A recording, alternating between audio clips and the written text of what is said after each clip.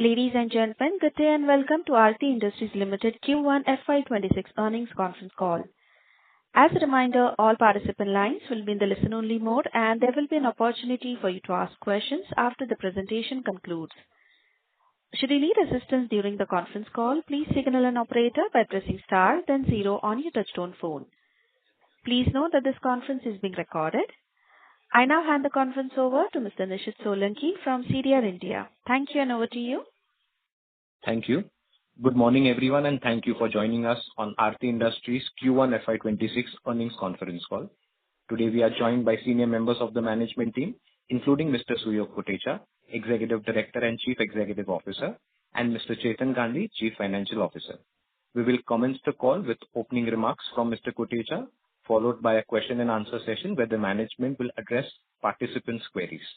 Just to share a standard disclaimer, certain statements that may be made in today's conference call may be forward-looking in nature, and a disclaimer to this effect has been included in the results presentation that has been shared earlier and also uploaded on stock exchange websites.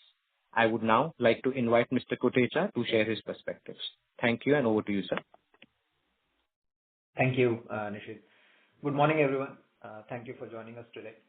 We appreciate your continued interest in Aarti Industries as we discuss the performance for the first quarter. As you may all know, the quarter commenced with several external headwinds, both geopolitical and market-driven. However, our strategy and operational discipline have helped us remain agile and forward-focused. Let me start with a brief overview of broader macro environment that shaped the quarter. Q1 was one of more complex quarters that we have navigated in recent times. A steep correction in key input prices, particularly benzene and aniline, which declined by about almost 15 to 20%, led to pricing volatility and inventory adjustments across the value chain. On the other hand, global trade dynamics also lacked stability. The initial tariff announcements by the United States created uncertainty among customers. The tariff landscape continues to remain unpredictable, compounding the already challenging global trade dynamics and leading to sustained pressure on product pricing and profitability. The latest and new US announcement of a 25% tariff on Indian imports, along with an unspecified penalty, has created even more market uncertainty. We are currently assessing the impact of potential of these measures on our products in the US market. Going back in Q1, the Israel-Iran conflict in May-June 25 timeframe also had effect on our logistics, temporarily impacting the regional supply chains and shipping schedules, especially affecting the export flows. And consequently, some of our shipments experienced delays and rerouting spilling over into Q2. Domestically, the India-Pakistan tensions in April-May 25 timeframe also briefly impacted our operations, especially at our Kutch facility. Blackout periods led to intermittent productions, curtailing our capacity utilization. In parallel, the Kandla port, which is one of our critical export routes, faced temporary shutdowns, and subsequently significant congestion at Kandla port due to the conflict also further strained our outbound volumes. Despite these challenges, I think underlying demand conditions remain stable. Our business continues to demonstrate strength rooted in product diversification, multi-process expertise, and long-term thinking. Our resilient operations enables us to navigate through regional segment-specific disruptions, and diversified exposure across energy, agrochemicals, dyes and pigments, and polymer additives also provides support and balance to the business. As you may be aware, we had undertaken major capacity enhancements in the last financial year. We scaled up our nitrotoluenes from 30 to 45 KTPA, ethylation from 10 to 30 KTPA. These facilities are now in ramp-up phase. They have proved their design capacity and sort of positions us to meet the rising demand in some of these end applications. Further, during the last quarter, we have also scaled up our MMA capacity from 200 KTPA to about 260 KTPA. And we have more room to expand it further with limited capex. We have also taken several initiatives linked to inventory and cost optimization in line with the plan shared earlier. Now, let me walk you through the financial performance for the quarter. Revenue stood at 1,867 crores, a decline of 16% QOQ. While volumes largely remained intact, we faced pricing pressure due to raw material corrections, inventory adjustment, and deferred export realizations. EBITDA came in at rupees 215 crores, reflecting a decline of 19% on a QoQ basis, impacted by inventory valuation losses to the tune of roughly 30 odd crores. Temporary production issues due to domestic conflicts and some of the export deferments due to global geopolitics, and margin pressure, of course, continued on some of the value chains arising out sort of account of overcapacity situations globally. As a result, profit after tax was rupees 43 crores, while interest and depreciation costs remained largely in line with the expectations. Capex for the quarter was at about rupees 280 crores and is expected to be below rupees 1,000 crore for the year 26 as guided earlier. Our Zone 4 projects are progressing well, expected to commission in phase manner from the second half of FY26. These projects will add a host of new products with better margin profile and support the margin improvement over the long term. While the reported numbers reflect a soft quarter, I think the underlying health of the business remains robust. We are confident of a strong recovery in the ensuing quarters driven by ongoing demand revival and our supporting capacity expansions. Coming to key segmental highlights, energy applications in the Q1, volumes in the energy segment remained flattish on a QoQ basis. Combination of planned disruptions on account of Indo-Pak conflict and also shutdowns taken for the expansion purposes. Continued efforts to increase the customer base and geographic reach will support us the faster ramp up of these expanded capacities. Demand for MMA remained strong. Pricing was under pressure due to increasing competition and decreasing raw material prices. However, AI's ability to manage large volume shipments and first mover advantage will support us in continuing to maintain the higher market share. Further improving crack spreads are also expected to support the business in the coming quarters. So summarizing, our focus remains on driving volumes for optimal capacity utilization and increasing our market leadership position. On non-energy application, the agrochemical intermediate segment continue to sort of experience pricing pressure, while demand recovery was visible. Dyes, pigments, printing inks, pharmaceutical application remained steady and stable. The polymer and additive segment showed a mixed picture across different product value chains.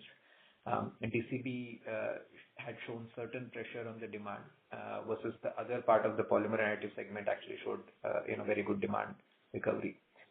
With the recent developments on the US tariff fronts, we see potential impact on our US businesses, which accounts for roughly 15 to 20% of our revenue. We are closely monitoring the situation as it evolves to ascertain the impact and then what potential mitigation measures we need to take to minimize the same.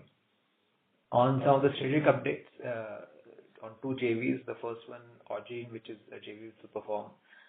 Project execution is progressing well. We are expected to commission it in H1 of calendar year 26.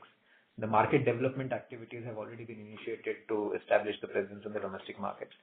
And the second JV, Aarti, which is with RESL and through our 100% owned subsidiary, Aarti Circularity Limited. I think that project achieved a key milestone in terms of completion of technology selection and awarding the technology contract. I think the pre-processing design, capital expenditure finalization are currently under progress.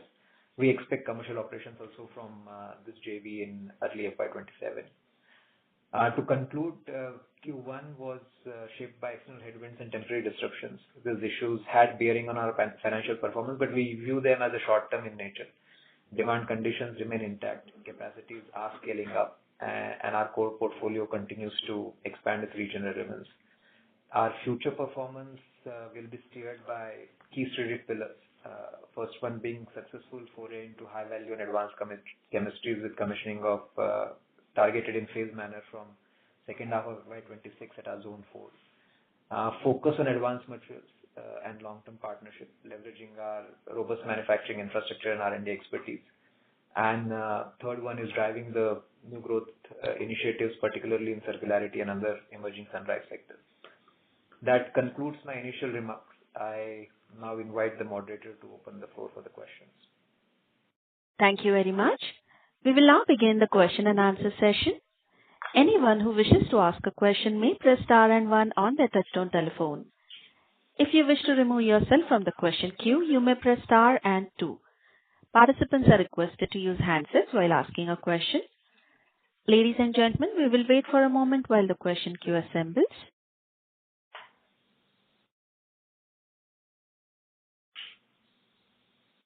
We'll take a first question from the line of Vivek Rajamani from Morgan Stanley. Please go ahead. Hi, sir. Thank you so much for the presentation. The first question was, you'd given us to understand that the strength in the gasoline naphtha margins would be a good indicator for your own MMA margins. And obviously for this quarter, the spreads were quite strong compared to the last quarter.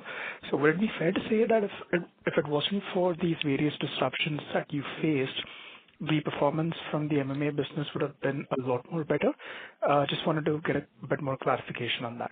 Thank you. I think the answer is yes. And I think to answer it simply, Vivek, maybe we should look at our July export numbers of MMA, which are now, I guess, available in public domain. Roughly, I think we've clocked somewhere in the range of 22,000 tons of MMA exports in the month of July, which was combination of deferred shipments from June due to geopolitics issues and then further additional orders during the month of July. Sure, sir. And just the other question with respect to the expansion that you've mentioned. I think before this, there was another expansion as well, which you had completed in the previous quarter, if I'm not mistaken, and now there's one more meaningful expansion. Just wanted to get your thoughts with respect to what is the kind of potential that you're seeing for this product, as well as the competitive landscape, if you're feeling confident to, continue this expansionary process on this product. Thank you. Look, I think we've maintained this stance over the last few quarters. I think it's an important product. We fundamentally feel very confident about the product performance potential, which is now validated by several global customers. We have a market leadership position globally in this product, and we would like to continue to maintain that. And we have the least cost position as far as our internal benchmarking exercise goes with respect to competition. Now, if you look at broader strategy point of view, we obviously started increasing our customer base, diversifying our geographic reach. I remember talking about it almost 1 year back in my first investor call, and I think we have progressed quite significantly on that dimension. One of the aspects of that was where we built US as a strategic market for this product, and we really scaled it up very significantly over the course of last 6-9 months. The latest tariff announcement put some pressure on that strategy. So we have to now obviously figure out a mitigation measure. At the same time, develop additional new markets, which we will continue to do. So given the fundamental performance of the product is still very robust in the downstream end application, we are very confident of finding new markets. So from a volume point of view, we remain confident, and that's what leads to our conviction on expanding capacity, which is at now roughly 260 KTPA level. We can further go up with a minor capex. That provisioning has already been done as we expanded, the latest debottlenecking effort that we did in the last quarter.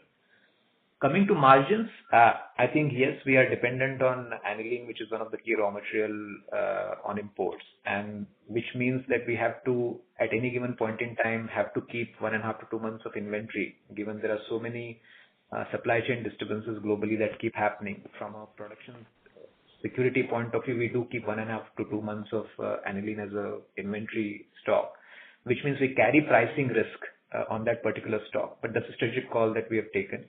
And the last aspect is competition. There is emergence of some domestic competition. I think Chinese competition has been around for quite a while. And in that context, we have taken certain strategic calls from a pricing point of view to ensure that we maintain our global leadership positions in all of the global major accounts. But that's sort of broadly the sum and substance of the strategy around that product. Overall, remain pretty confident about the market potential. Yes, I think the tariffs and the geopolitics sometimes do create some of the speed bumps, but we have to be agile enough to sort of revise our strategy to go back to achieve the true potential for this product. Sure, sir. Thank you so much for the explanation. I'll rejoin the queue. All the very best. Thank you. Next question is from the line of Nitesh Dhoot from Anand Rathi Institutional Equity. Please go ahead. Hi, good morning, team, and thank you for the opportunity. My first question is on DCB.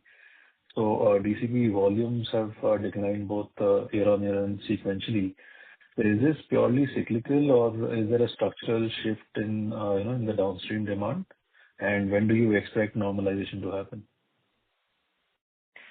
Thank you, Nilesh, for that question. Yes, DCB, I think it was potentially one of the weakest quarters, and it was driven by significantly lower demand from our U.S. customers, where they convert this into advanced polymer, which ultimately gets utilized in automotive application. So it's combination of our customers going through inventory liquidation, at the same time, uncertainty around automotive demand profiles within the U.S. market itself. So combination of the two, our DCB exports to U.S. were significantly lower, even if you take YOY or Q-on-Q comparison. But given we have sort of annual contracts secured with some of the major customers, we are confident of recovering these volumes in the second half. So as soon as the demand stabilizes and the inventory correction phase gets over for two of our strategic customers in U.S., in the second half, we should see significantly better volumes compared to the first quarter. Right, sir. So next question is on the Zone 4 and the MPP timeline. So basically, you've guided for phase commissioning from the second half. So can you just share some more granular details in terms of customer tie-ups and expected EBITDA contributions there? I mean, for FY27, sir. Yes, so I think as you rightly mentioned, we're going by sort of phase-wise commissioning. In the first phase, the multi-purpose plant and a calcium chloride unit, we are expected to commission by the end of this year. So around December 2020, around December of this calendar year is when the first phase one will go live. From a commissioning point of view, both of these units, along with associated utility infrastructure, ETP, are at advanced stages of mechanical completion and handover. So that is what will go live within this calendar year. The remaining blocks, there are 5 additional blocks. They will go through phase-wise commissioning from Jan to May next year, kind of a time frame. And then, of course, post-commissioning, there is a sort of ramp up and stabilization, and then ultimately scale up kind of a phase.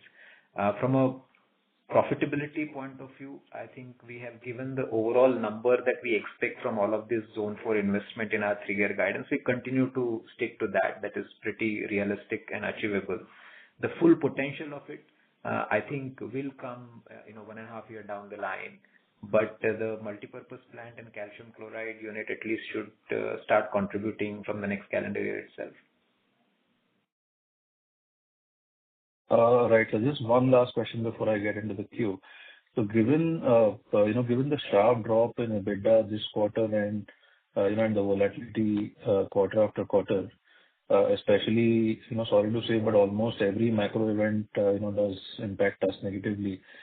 Can we also have an annual EBITDA guidance along with our 3-year guidance of 1,800 crores?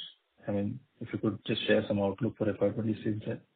Thank you. I think as a management, we have taken a call to 3-year guidance, and we stick to that. And I think we remain committed at the same time confident on that 3-year guidance outlook. I think yearly guidance is a practice from which we are moving away, and we actually feel it's prudent given there are so many uncertainties going around in the market right now, both from a trade barriers as well as from a geopolitics standpoint. We would like to continue to maintain the same practice.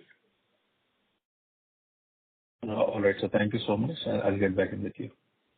Thank you. Thank you. Next question is from the line of Archit Joshi from Nuvama Institutional Equities. Please go ahead. Hi. Good morning, gentlemen. Thanks for the opportunity. First question on these logistical challenges that we faced.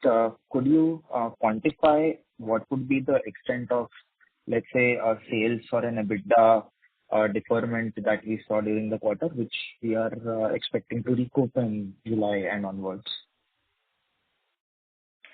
So Archit, I think a broad estimate would be roughly anywhere in the range of 15 to 20 crores of EBITDA. And I guess you will see that in sort of export volumes for the month of July. Got it, sir. So second question, a little more nuanced on the MPP and the Zone 4 plans. You did mention that we're planning to start up the phase 1 from December 25, but any layout that you could share with regards to what kind of products, platforms, chemistries that we are planning to incorporate in both Zone 4 and the one that we are starting in December, the MPP. Any broad understanding on that, if you can? So, look, I think overall, if you look at the product portfolio, the original design of the Zone 4 was done for chlorotoluenes and dichlorotoluenes downstream. Actually, it was done only for chlorotoluene and downstream. We added the entire dichlorotoluene and the downstream product portfolio also to the same design to make it a bit fungible. So that's the significant chunk of the product portfolio. But at the same time, there are almost 15 to 20 new products which are downstream of some of our existing product portfolio, which can also be made in the same set of blocks, combination of Zone 4 and the multipurpose plants. So at any given point in time, there is a roughly 35 to 40 products that we can manufacture as a combination of Zone 4 and multipurpose plant. And the logic is to pick and choose the products where we feel we can maximize the contribution, and they are sort of in line with our long-term strategy from a value chain integration standpoint.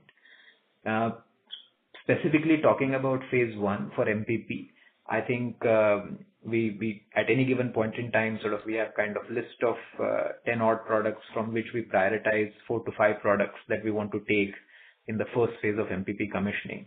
And that decision is typically driven by the demand pull, the profitability potential of these products, and they will keep evolving every 3 to 6 months. So it's difficult to answer your question in terms of specific products, because by nature it's multi-purpose and we want to use it as a multi-purpose to maximize contributions.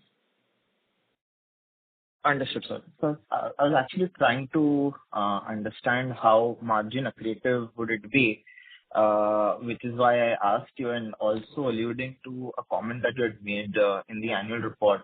Would this be true for the multipurpose plant or the Zone 4 expansion we are doing to enter newer spaces like defense and electronics and advanced polymers? I think it's a comment that I catch from an annual report. So if you can elaborate a bit on the sunrise sectors that you've spoken of and how margin accretive these products could be, that would be my last question. Thank you. Yeah.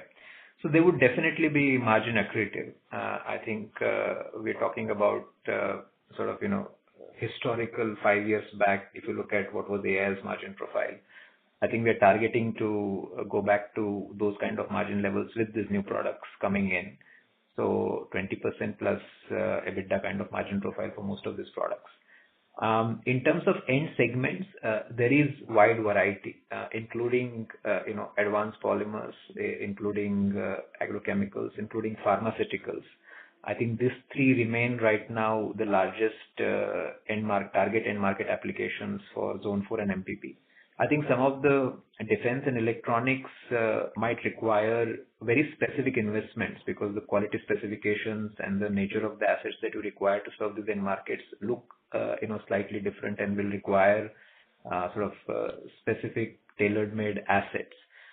For that, we have a separate effort ongoing. But from an existing MPP point of view, if you start plotting end market profile based on the current products which are shortlisted, I think it is more towards advanced polymers, advanced materials, pharmaceuticals, and agrochemicals. Sure, sir. Helpful. Thank you. All the best. Thank you. We'll take our next question from the line of Surya Patra from PhillipCapital India. Please go ahead. Yeah, thanks for this opportunity. So first, the clarification I wanted. You just mentioned about impact of around 50 odd crores. That is the EBITDA level, or it is the kind of revenue impact that you have witnessed this quarter? EBITDA level. Okay. 550. So it's 15 to 20 crores from a delayed shipments point of view, and 30 odd crore from inventory point of view. Sure. My second point was that about the capacity expansion that we are on. See, in the recent times, what we have observed that capacity additions without any customer backing was not really helpful. So since we have been there in the CapEx mode for since some time, and we have also recently added the capacities like MEA and all that, was not been really helpful given the demand situation.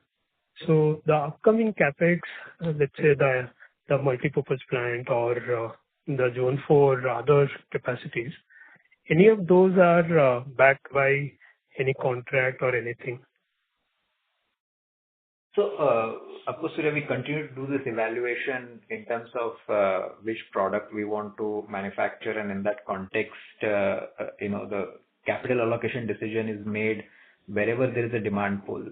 I think maybe a bit longer answer to your question. I think overall, from a capital allocation point of view, we have become quite stringent in last 1 year time frame.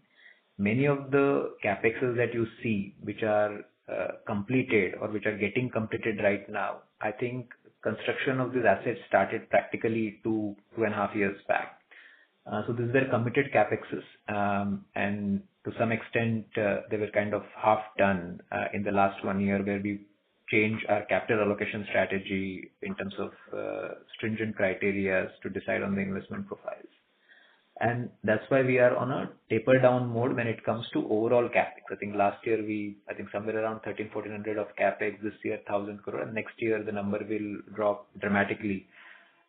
So we are mindful of global demand supply balances and where should we allocate incremental capital going forward. At the same time, the projects which we have taken on, I think we are going through them while optimizing the design and the portfolio of those capexes to ensure we get best returns out of it. That's the sort of sum and summary of the overall capex strategy. The latest capex expansions that we are announcing, for example, MMA 200 to 260, right? These are done very thoughtfully with very, very limited capexes to ensure that return on that investment is significantly better. And wherever there is a significantly higher capex involved, I think they will go through a very rigorous evaluation from both demand supply dynamic point of view as well as from a return calculation standpoint. Sure, sir. So the second point was about the quarter specific impact, what we have seen. See, most of those are external factor, I believe, let's say a war issue, or it is the kind of a raw material price crash impacting inventory, or those kind, or trade deferrals because of the tariff related aspects. But if you can add your thought process about the pricing angle to it, how should we see a pricing aspect for API, means for the raw materials going ahead, and hence impact to the overall profitability, and also the pricing scenario for the product basket, and ultimately what changes that we are anticipating in the product mix going ahead in the second half. So hence these three things are likely to have some implication on the profitability. So if you can address that, sir. So, a bit of a longish question, but three aspects, right? One, raw material, we have been in falling price environment, not only in last quarter, but I would say, in fact, for last 5 or 6 quarters, right? So if you plot raw material trends for last 5-6 quarters, aniline has practically come down from $1,600 per ton to $1,000 per ton, right? Benzene, which used to be as high as 85-86 rupees, it's come down to 59-58 rupees kind of level. So we have been in falling price environment for a very long time. But at least current judgment of the management is we've practically bottomed out in terms of key raw material pricing. We are not seeing further room for raw material to go down. So it's stabilized at that level, at least for last 1.5 to 2 months. There is some minor uptick as well in some of the raw materials. And in that context, I think the only thing we can do is to ensure that we are most optimized on inventory and we are able to pass on the pricing volatilities as soon as possible to the market. It's not always possible because there's always some lag, but that's the best thing we are doing at this point in time. I think when it comes to product mix, right, I think there are 2 types of assets we have, right? We have certain dedicated chemistry plants, and then we have sort of certain assets where we can do multiple products of similar chemistries in the same asset, likes of, chloroanilines for example, or different, hydrogenation-based product, different nitration-based products. So we are optimizing our product. For the second category, I think we continue to optimize our product portfolio depending on the demand pool and the margin profile available. And that exercise is continuous. So if you look at our ammonolysis product footprint, what it was, 1 quarter back versus what it will be in the next 2 quarters, or if you look at chloroanilines, what it was, 2-3 quarters back versus what it will be for the next 2-3 quarters, they will look different in terms of exact products produced and sold both in domestic and export market, again linked to demand and margin profile. However, there is a decent chunk of our asset which is dedicated chemistry, right? So if you look at our assets portfolio, if you look at our NCB portfolio, DCB portfolio, PDA portfolio, where the focus remains to ensure that we have the leadership position, we have the lowest possible cost, and we retain the global market shares, or in some cases even gain market share. So I think different strategies for different assets, but that's how we are playing it right now. Sure. So just one simple question now. So, what is the export number for this quarter? This is for Chetan sir. And also, if you can give some clarity, how has been the domestic performance in the difficult time of this quarter? Just give me a minute.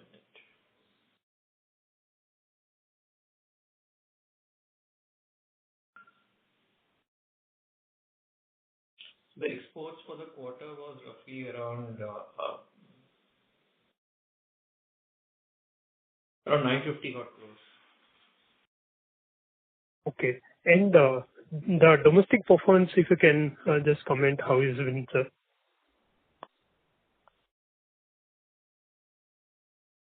So I think, frankly, Surya, the overall trend is not that different when it comes to domestic and export. I think the falling raw material price environment does impact both domestic as well as export market. Of course, the supply chain disruptions that were caused in the month of June, those mostly impacted sort of export portfolio quite significantly. While there, I think the domestic market continued to do well during the month. We also had certain operational challenges in the month of June, especially in our NCB asset, for example, or in our, some of the chloroaniline related assets. So that had some impact on the domestic market. But broadly, at an overall level, I think from a falling raw material price environment point of view, both got impacted to somewhat similar level. Yeah, sure, sir. Yeah, thank you. Thanks for the questions.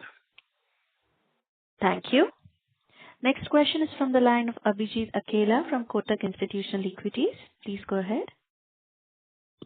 Yeah, good morning and thank you so much. Suyog, if you could please just help us understand a little bit more about the possible impacts of these new tariffs from the US on your business. I know you mentioned 15-20% of the business comes from there. So which specific products are these? Is it primarily MMA and PDA, or are there any others also? And so how you see the sort of puts and takes playing out here? So look, I think it is early, but I will give anyways a perspective because we have been evaluating this now for last quite a few months. So different products have different sort of nature of impact. Let me start with the positives first, right? I think on the phenyldiamine chain, if we continue to see differential tariffs between India and China, then that helps us. That is visible in sort of significant volume recovery in Q1. We don't know where the tariffs are going to settle with India versus China. But if there is a differential tariff, then it will support that particular value chain from a demand recovery point of view.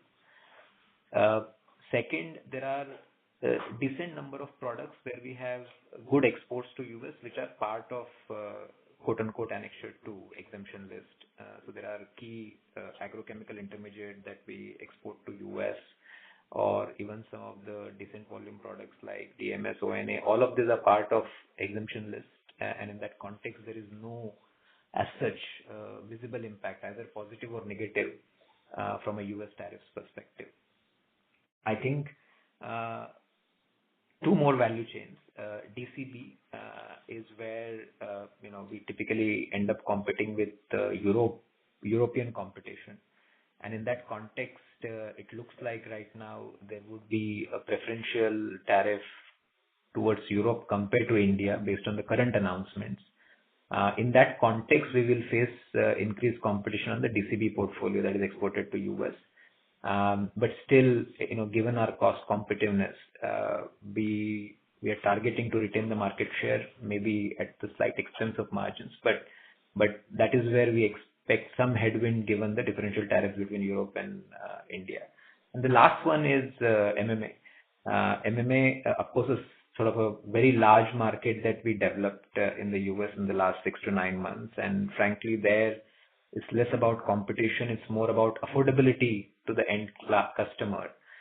And the 25% tariff on that will impact the affordability for the end customer. We are in process to understand what actions we can take to mitigate the same. We will have better clarity on it in the coming 2 to 3 weeks.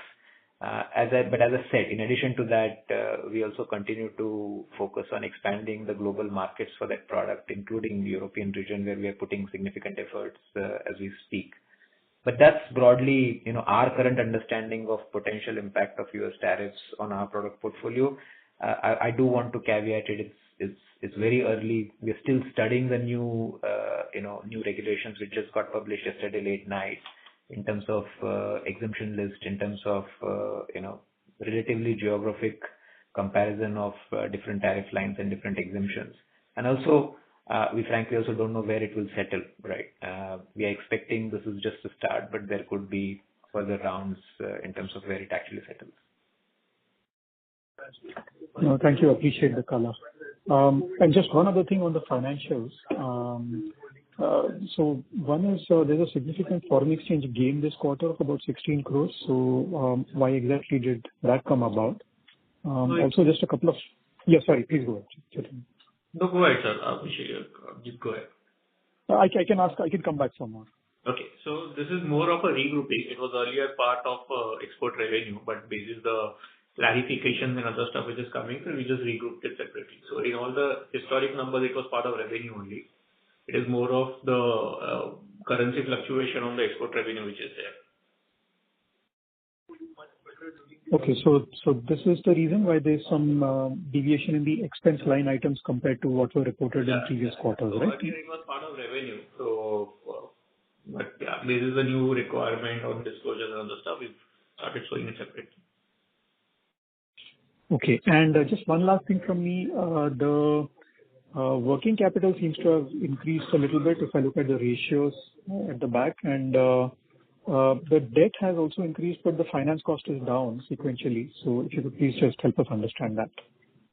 So the working capital has gone for 2 reasons. One is, as you know, there are a couple of shipments which are to go in June that got postponed to July. So the inventory got locked up at port and at the plant. So that was one component, and also some customer receivables got delayed by a week or 10 days, which is where you've seen a temporary uptick in working capital and so on the debt level. The finance cost reduction is structurally, we've been witnessing a bit of softer rate regime, and we expect that the softer rates to continue. So it is a result of that. Great. Sorry, just one last quick thing. The tax rate, do you still maintain your expectation for mid-single digits this year, or could it be lower? It could be anywhere between, it could be a bit lower than mid-single digit kind of stuff. Okay. Thank you so much. All the best. Thank you. We'll take our next question from the line of Aditya Khetan from Smith's Institutional Equities. Please go ahead. Yeah, thank you, sir, for the opportunity. The first question is, sir, when we add back this for this one-off items like the inventory loss of 30 crore and 20 crore of the deferment volume, still, sir, the number looks muted to me. Like when we compare on quarter basis, it has been relatively flat. So it looks like so there is so good pressure on the demand side, and also you alluded to the fact that the volumes have been lower in DCB and in NCB. How you see, sir, like so coming quarters will optically look higher compared to this, and are we on track to achieve a 20-25% EBITDA growth, like to achieve that guidance of 1,800 crore, 20-25% So CAGR growth should be in sight. How that looks, sir? So look, I think the growth levers are very clear, and those growth levers are getting implemented, which is ultimate aim of achieving that 800 odd crores. And as we deploy that physically, what we feel confident of executing on all of these actions, there are of course certain detours that you have to take depending on how the market evolves, right? I think, for example, we did scale up US business of MMA quite significantly, and it was expected to contribute quite significantly over the course of next for the full year or for the course of next 9 months. Now we are altering that plan, right? And we're figuring out alternate way of scaling up that volume in case there is some impact from a US tariffs point of view. So overall, if you look at the strategy, I think fundamentally the product portfolio, the strategy around cost optimization, ensuring sort of operating leverage from the existing asset to maximize the volumes, I think that is not changing. I think the entire Zone 4 commercialization along with MPP and some of the JVs, I think that's not changing. So from an activity we are doing on the ground, there is practically no change. But yes, the strategy around product placement and market mix needs to evolve. I think the fact is the frequency with which geopolitical events have been happening and the supply chain disruptions that have been coming has definitely been higher in the last 5-6 months time frame, which puts additional onus on the management team to remain agile so that we reflect and respond to those disruptions, and that is what we are doing right now. Got it. Sir, on this lower volumes in DCB and NCB, you mentioned like it is because of the lower volumes to lower export into the US market, and also with the tariff uncertainty coming ahead, you expect like these numbers will materially not improve so from the current level? So different answer for these two chains. I think DCB is export dependent. NCB is mostly 99% domestic market. So DCB, yes, I think there are large customers in US, and as I said, we end up competing with European competition for that share. Ideally, at least till 24-48 hours back, I think the clients were pretty confident of recovering and increasing the volumes in the second half. And we will have the conversations with them to ensure how to mitigate the tariff impact. But in general, expectation was the second half to be better than the first half. On NCB, which is purely domestic market, I think it was a combination of some of our strategic customer going through certain challenges. We also had operational challenges in the nitrochlorobenzene unit in June, certain maintenance and breakdowns, because of which the volumes were down. Those volumes ideally should come back going forward. Got it. Sir, you are stating the fact that competitive intensity has increased. Sir, in our product basket on a base of 100, I believe, sir, you remember, I remember in one of the calls you have stated that out of 100, so 70 to 75% products have still competition with China. Has that gone up materially from that level? No, I don't think it has gone up. I think it remains somewhat at a similar level, and as we continue to optimize our product portfolio with sort of unique chemistries in value chain, potentially we are now creating a product portfolio which should be less dependent on that pricing pressure. But at the same time, look, even the Chinese players continue to evolve. So it's not a status quo kind of situation. It's a dynamic strategy which keeps evolving. I don't think it has materially gone up. I think, as I had mentioned in the previous call, we fundamentally feel that everyone has reached the kind of pricing levels where it is difficult to go down from here, at least on the core product portfolio. And now it's a matter of being efficient to survive at this level, and then use that market share gains when the cycle turns around. Got it. So just one last question on to agrochemicals and dyes and pigment side. Sir, we were stating this fact that so volumes have picked up, but pricing pressure remains. So sir, like when we look at the cycle for the last 1 year, so global inventories have come down. Inflation also in select economies have come down, and rainfall has been also good. So what is the reason why the pricing is not getting improved in this select end user segments? So I think it will take some time. I think in some of the value chains we are seeing improvement also in realizations. But at a broader generic level, we can still quantify it as pricing pressure continues. And that's also because of the reason that there are two steps in the value chain, right? There's the intermediate and then there's the finished product. As the downstream demand improves at a farmer level, I think the first segment to see uptick is the people who are closer to downstream consumer, the guys who are doing the technicals and the formulations. I think the intermediate guys will see impact of that a bit later in the time frame. Any particular quarter like you believe like by second half it can improve, or by FY27 only we see? I would not hazard a guess, but my personal belief is it's not about 1 or 2 quarters. I think it's about a bit longer time frame because it's a combination of demand uptick and capacity absorption, right? So it's not only one of the two. Both has to happen for realizations to improve materially, and we feel it will take a bit longer time. Got it. Thank you. Thank you. Next question is from the line of Jignesh Kamani from Nippon Mutual Fund. Please go ahead. Yeah. Hi, Sir. Just on the profitability part, if you take about, I add close to 50 odd crore of profitability because of the inventory write down and the delay. So we are close to on 250 odd crore kind of run rate. And this was material lower YOY. And if you take about the last second half, it was similar run rate on the profitability.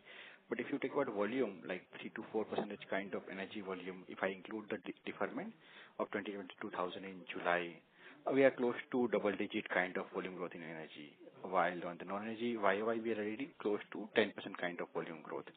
So despite 10% plus volume growth YOY and maybe around 5-6% QOQ if I adjust, our profitability has materially come down.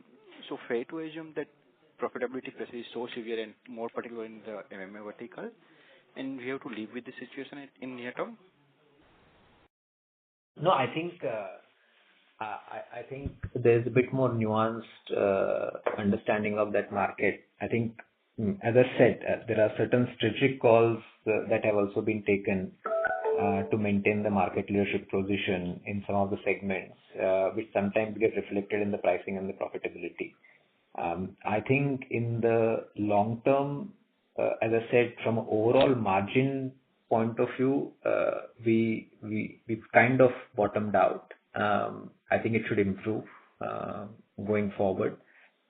It's not going to happen, immediately in a quarter's time frame, but on a steady state basis, as we move along, the margin profile should actually improve from here on. But in near term, the profitability materially lagged the volume growth, safe to assume, because of the market share initiative we are taking in the current market environment. Yeah, but I think I would slightly characterize it that the profitability growth on an absolute basis should track the volume growth going forward, not lag. Understood. And is there any material improvement in the cost structure on the QOQ basis, because we are taking a series of cost structure measure also? So has anything contributed in 1Q which was not there earlier? There are. I think that remains sort of ongoing exercise. I think we are well on track, in fact, slightly ahead of track when it comes to implementation of some of the cost-saving initiatives. So multiple initiatives there, including, for example, the new back pressure turbines that got installed, in Vapi unit, or some of the initiatives around yield improvement, steam consumption improvement. All of those have also got implemented, and they will start reflecting as they become relatively steady in the operations. So that is one aspect of the business where the focus remains very strong, and all of it is currently on track as per the plan. So had we not taken a cost saving initiative, probably profitability could have deteriorated much sharper. It could have definitely been lower than where we are today. Sure. Thanks a lot.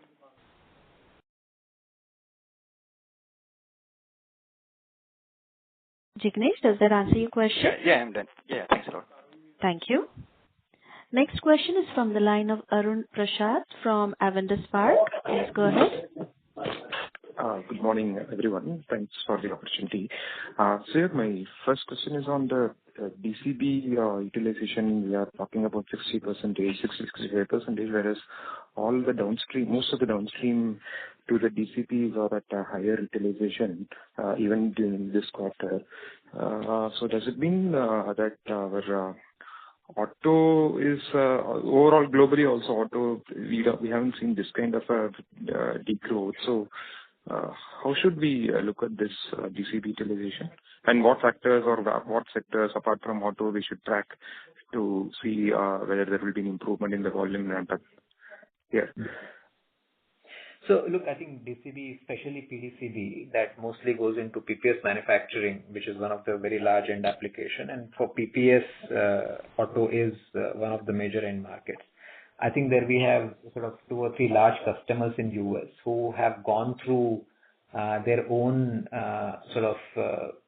I would say, balance sheet corrections, at the same time inventory corrections for this particular product, as well as the downstream PPS product. And that is what I think is leading to impact on the DCB volume in the first half.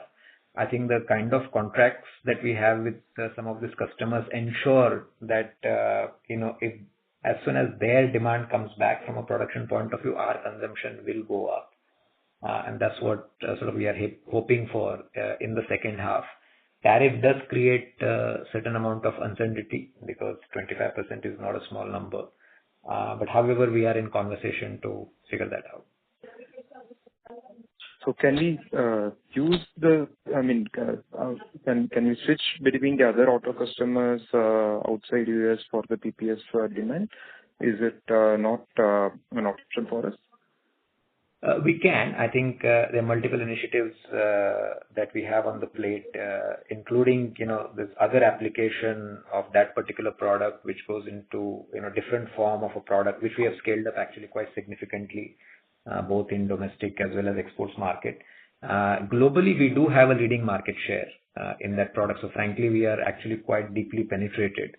And we, of course, try and gain market share into each of these clients. Typically, these guys do yearly contracts, and hence the share of the volume gets locked in upfront at the start of the year. So depending on, those contracts and how your customers are performing during the year, switching of volumes is difficult. But when you go through a next contracting cycle, you have another opportunity. Understood. On the question related to the competitive intensity, you spoke that things are finally looking to be, turning for good. And we are also hearing that in China, a lot of sectors where there are over capacity, there is a government initiative to actually reduce it. So in our product or a value chain, do you see that happening or some signs already appearing?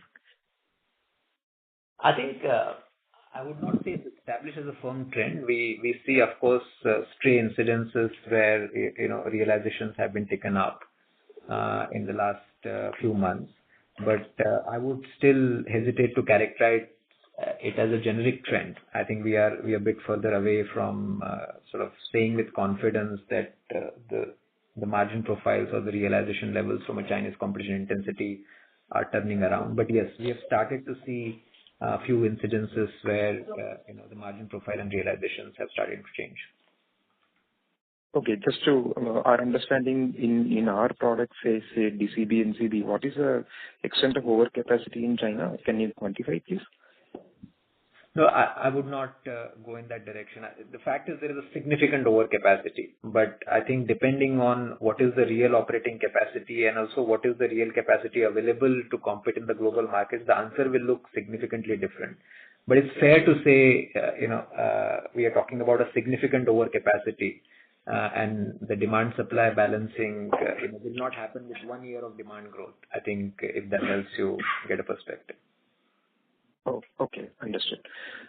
Finally, the question on cost optimization. We have 3 buckets for our EBITDA to reach our 3-year guidance. One is cost optimization. We are talking about 150 to 200 crores, and where we have already done this co-generation initiative done. So can you quantify what percentage of this 150 to 200 crores is already in the P&L, and what is yet to be realized over the coming months? So from a implementation point of view, it's relatively at advanced stages. I think it's just that many of these initiatives will accrue at a different point in time. For example, the 2 initiatives that we announced on renewable power purchase, which are supposed to add significantly to this cost saving. I think one of that, the solar component of that is expected to get, one component of that is expected to get commissioned from November, December this year, versus the hybrid component of that is expected to get commissioned around April, May next year, right? So I think the actual accruals to the bottom line will start from those timeframes versus all the actions, implementation sort of has already been done and completed. So at a very advanced stages of completion of this cost saving initiative, it's just that the timing of the accrual will get triggered whenever the sort of the overall implementation of the activity takes place. Right. And I understand it's implemented. I'm just trying to understand what is already reflected in the P&L. What percentage of this 150 to 200 crore is already reflecting in P&L as of today? So I think we will come back to you on that one later. But roughly, I think from an implementation point of view, we should be done up to 60-70% of it should get implemented within this year. I think remaining balance 30-odd% can get spilled over to the next year. Okay. From an approval point of view, it will take time, but from an implementation point of view, I think 65 to 70% of it should get done this year. Got it. All the best, sir. Thank you. We'll take our next question from the line of Hussain Bharuchwala from Carnelian Capital. Please go ahead. Yes. You've already said about the US exposure that you have an exposure around 15-20%. But wanted to understand, has this exposure that you have said is combined of both the direct exposure as well as the indirect exposure that you say? No, 15-20% is direct exposure. I think indirect exposure could be even higher. What the numbers that we mentioned is our direct exports to US.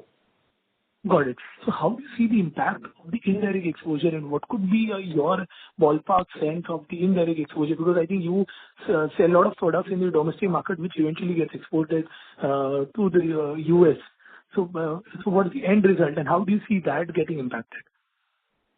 So as I said, the story is yet to play out. I think apart from a direct exposure, from an indirect exposure point of view, the largest segment where we have indirect exposure is actually agrochemicals, where we sell intermediates to our local partners who ultimately convert that into either a technical or a formulation for final exports to US.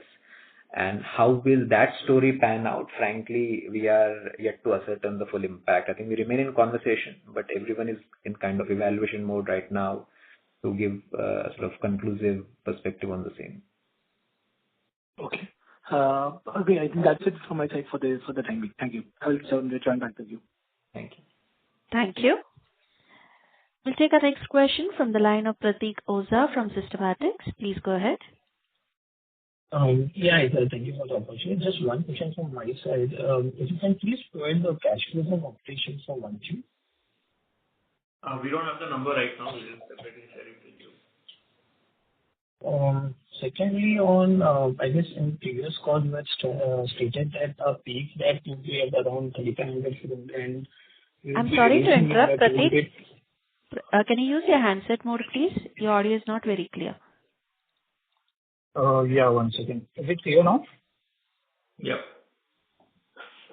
Yeah. So I guess in previous call you had stated that the debt had peaked at around 3,500 crore, and we would be reducing it by 200 to 300 crore in FY26. So does that guidance, you are sticking to that guidance, or you would like to? Yeah, we'll be sticking to that guidance. you don't So I think we will remain roughly at around that level, right? I think, of course, from a working capital optimization point of view, you will see, 100, 200 crore upside, downside, but we don't expect material increase to that number, but broadly we should remain around that level. Got it. Thank you, sir. Thank you. Next question is from the line of Tushar R from Omega Portfolio Advisors. Please go ahead. Yeah. Good afternoon, sir, and thank you for the opportunity. I just wanted to know, earlier in the call you mentioned that 70-75% of our product basket is competing with China. So I'm coming from calendar year 2027. So after your Zone 4 started contributing, like in quantitative terms, how much do you see that reducing to an extent with some numbers given? So I think, I think there are different ways to look at it.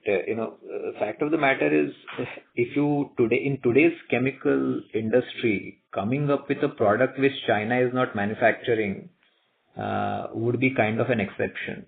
I think it's also about intensity of capacity and intensity of players in that particular domain, and at the same time domestic demand pool versus export demand pool, right? So that is what will lead to potentially less competition intensity as we broaden the product portfolio with commissioning of Zone 4. It would be unfair to say that there would not be any Chinese competition, because fact of the matter is they're practically present in sort of broad sector of chemical industry as on date. Fair enough, sir. And sir, in the MMA business of yours, so considering the 13 years spread, my bad, it's coming out to be $13 per barrel. Just wanted to note, in order to get a higher double digit kind of margin, what sort of spread, Aarti would need? Because energy has been a major contributor to our revenue, considering the past, and will be going forward to the EBITDA in weighted average terms as well. Yes, I think current spread level sort of are leading to a good demand growth. I think we see demand coming from different regions, from different customers, which is relatively healthy at this stage at the current spread. So they're good enough to have the pull for our products. As I said, geography by geography, sometimes the spreads are different, and hence the demand pool do look different depending on the specific market. I think US, which was very attractive. I think with the tariff, it's a kind of a speed bump there, but we will figure that out. But the current spread levels, to answer your short question, are good enough to generate pull for demand of this product. So, my last question. In the fluorination chemistry, do you see any contract coming in going forward post your Zone 4 commercialization, and any JVs are you expecting for technicals, you being the intermediate provider going forward? Nothing at this stage which we can provide you on that one. Fair enough. In the fluorination, as a percentage of your sales, as you mentioned, shown the valuation in your annual report, so the fluoro compound would be what percentage of your total sales in that benzene chain? Fluoro would be in single digits, I think. Pardon, I didn't get your answer, sir. Single digits. Single digits. Fair enough, sir. That was really helpful. Thank you. Thank you. Ladies and gentlemen, that was the last question for today. I now hand the conference over to management for closing comments. Over to you, sir. Thank you. Thank you everyone for joining us today. We appreciate your continued support. We hope we have been able to address all your questions. Please reach out to us if you have any further queries, and we would be glad to address the same. Thank you. Thank you once again. Thank you, members of the management. On behalf of Aarti Industries, that concludes this conference. Thank you for joining us, and you may now disconnect your lines. If you found this video helpful, please like, share and subscribe for latest upcoming videos.